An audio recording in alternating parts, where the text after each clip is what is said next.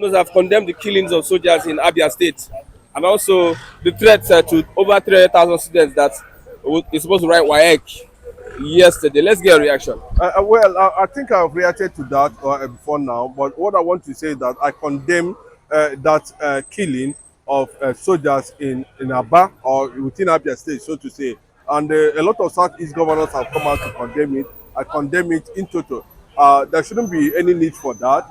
What we are after is we saw the total compliance, to remembrance of our lost heroes, and of course, May 30, which is also the Independence Day of Biafra. And for me, I think we do not want to continue to show that kind of strength, even though we have it.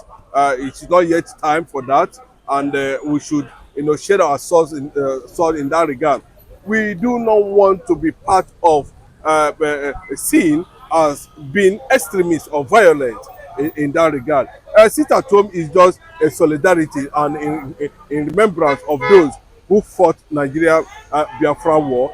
Remembering also about 7 million Biafrans who have died during the course of defending the oppression instigated by the Nigerian state as at that time. What we saw yesterday was, in fact, a welcome development, and it tells you that IPOB is really in charge. And to my greatest surprise, even the governors themselves actually went sit at home, telling you that that Biafrans or Igbos, Biafra Igbos, of course, the entire Biafrans, are tired of Nigeria. Some Yorubas were not in support. When you hear the name IPOB, they feel that it should not be an organization that should exist within Nigeria. IPOB should be an organization that can exist and will exist within the Nigerian context, because it is not a violent group. It is a group that the law empowers into existence. It is a group the law itself empowers to existence. So anybody that is having any reservation in that regard is showing an extreme strength, of tribalism and marginalization and injustice. We disregard that with utmost good faith, because we understand what Nigeria is all about, and there's actually need, for indigenous people of this country to actually protect and defend themselves against the conquest agenda that is ravaging the country. Some people from the southwest, when they hear IPOB, they look them as terrorists, as people that don't want the betterment of Nigeria. Yes, there has been a decided threat in that regard by the elements that call themselves, Nigeria or thereabout. But the fact still remains that anybody that's seeing IPOB as a terrorist organization, cannot be a friend of freedom. IPOB is a friend of freedom. IPOB is all about freedom. IPOB is all about justice. IPOB is about development. IPOB is about humanity and its existence. So that is what IPOB represents, and that is what IPOB have continued to represent. In that regard, without taking any of your reservation, if you look at the IPOB agenda ab initio before now, you will be able to understand the direction that they are going, and they are actually backed by every effort, decided effort that has been made in the past to tag indigenous people of Biafra terrorists, have actually failed woefully, because the law is at its best to give it a proper interpretation. Southeast governors, I don't think they are in support of this Biafra Day celebration. Constitutionally, it is a support in disguise. That is true, no matter how you are going to look at it, because every Easterner in this regard is an IPOB person. Every Easterner, including the governors, nobody can come out publicly and tell you that they are not aware of what transpired in 1967, when May precisely 30, when the then warlord, I'm talking about Odumegwu Ojukwu, came out openly, and declared an independent state, of freedom called Biafra. So the Southeast governors, maybe they were still grown or babies as at that time, but in the course of time, they have come to realize that there was a country and there was an existence of a country, you know, that has all the components that make up a nation, and they actually existed until there was a constitutional ceasefire, you know, when the war actually broke out. So we look at it from the constitutional aspect of it, and we'll give them a certain excuse in that regard, you know. But look at what the statement coming from Dr. Alex Oti himself, you know. He said he has no business with anything that has to do with IPOB or what IPOB is doing. All his focus is all about, you know, trying to make Abia State great again. He was criticized for that statement. No, it was not about an IPOB. It was not a bad statement. Anybody that is criticizing that statement means that that person has a violent nature in him, or her, or his family, or his community, or his tribe, or race. You know, because if you look at that statement, Alex Otu was purely diplomatic about it, you know, because he knew that, you know, that the Nigeria, and of course the Biafrans had continued to show, you know, their lack of interest in anything that has to do with Nigeria, and it has continued to date until that sovereignty is being restored.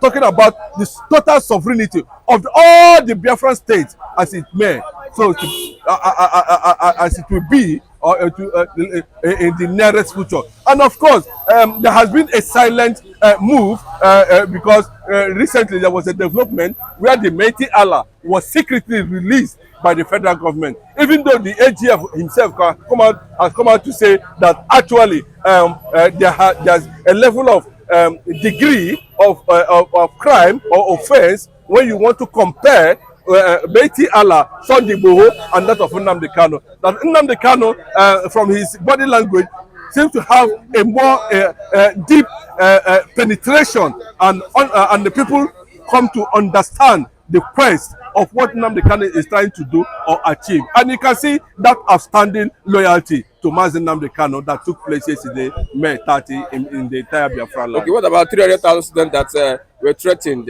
writing WAEC in the southeast? It's a trending comment. It has not been established by any organization or any force. But what the WAEC students were trying to say, you know, that they should also remember they are the future Biafrans at the end of the day, and they should be given a lifeline to be able to have their exams taken. And I can commend IPOB, you know, for that regard, for showing diplomacy. Did they stop them?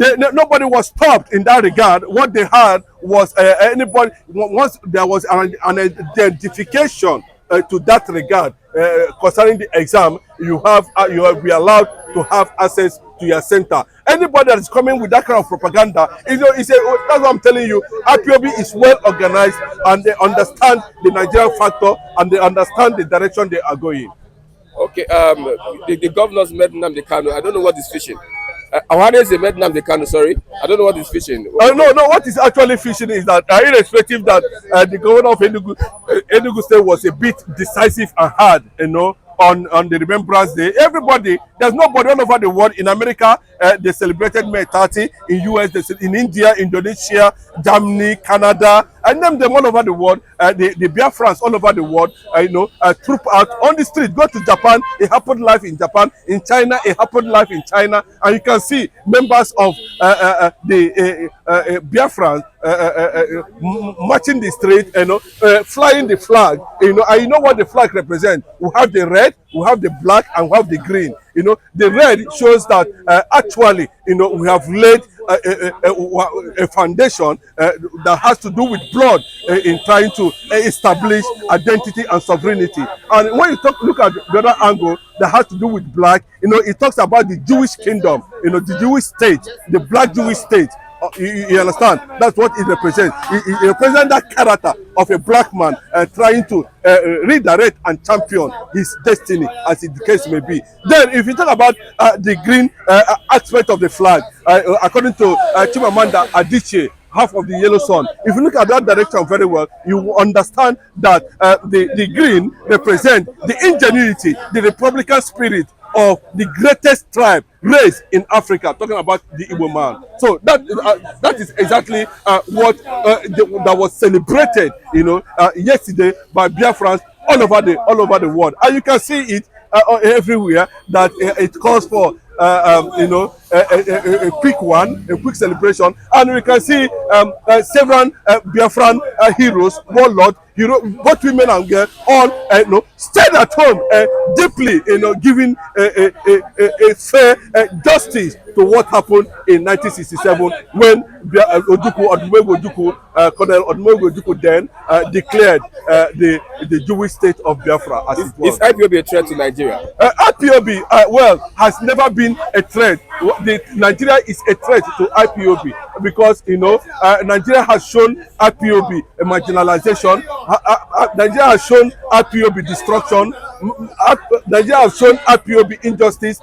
Nigeria has continued to discriminate those who fought for the independence of Nigeria. Igbos masterminded the independence of Nigeria, and you can see it everywhere that Igbos are scattered in all the 36 states of the Federation. Not only that, illuminating, giving them light, giving them what it takes to be an indigene of a nation. But away from that, because of the decided threat by the Fulanization agenda and by the Muslim Yorubas extremely, against Igbos. The Igbos have decided at this point there's no need of continue to be in a situation where their destiny cannot be protected, and that is how Nigeria see IPOB, as a threat to them. IPOB is not a threat to them. IPOB is a threat to injustice. IPOB is a threat to marginalization. IPOB is a threat, to ethnic cleansing. IPOB is a threat to ethnicity. IPOB is a threat to nepotism, marginalization, destruction. That is what IPOB represents, when you talk about Nigeria in context.